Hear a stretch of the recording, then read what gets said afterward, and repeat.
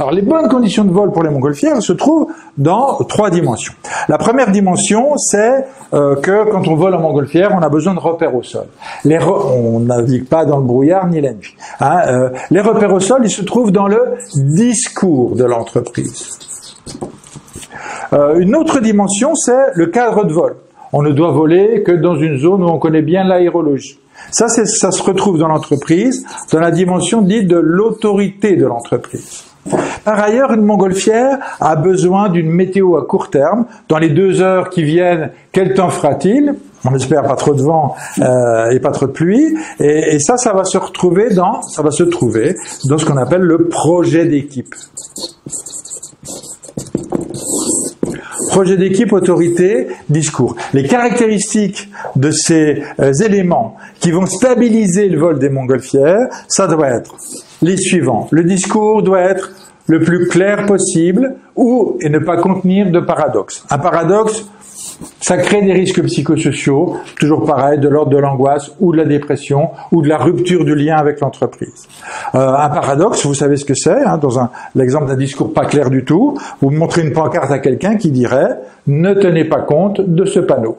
Puisque si, en bon citoyen, vous tenez compte du panneau, immédiatement, vous n'en tenez pas compte. Et si vous n'en tenez pas compte, immédiatement, vous en tenez compte, c'est-à-dire que vous n'en tenez pas compte.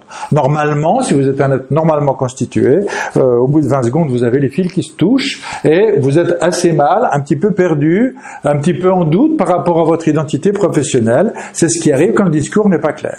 L'autorité, elle comporte 3 critères. L'autorité d'un manager, il doit occuper le terrain, être attentif aux signaux faibles, et puis pratiquer une délégation qui ne soit ni abandon ni surveillance. Ça, ce sont les 3 critères qui vont favoriser le vol des montgolfières. Évidemment, si un des critères est en carence, le vol sera moins favorisé. La montgolfière pourra vivre des risques psychosociaux, toujours pareil, qui sont du côté de la dépression ou qui vont être du côté de l'anxiété sous des centaines de styles. Et puis, pour ce qui est de la zone de vol, de la météo à court terme, c'est le projet d'équipe qui va le tenir. Il faut que ce projet soit d'abord lié à l'histoire. On ne mène pas une équipe au changement si on n'a pas d'abord analysé son histoire. Et puis si on n'a pas donné à chacun la possibilité de hiérarchiser les urgences.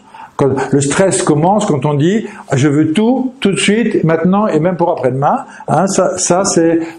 ça ôte à tout un chacun la possibilité de pouvoir raisonnablement faire face à la tâche. Donc la possibilité de hiérarchiser les urgences entre dans le projet d'équipe, et puis il y a un système d'évaluation qui ne serait pas seulement le système d'évaluation des résultats, mais le système d'évaluation des progrès.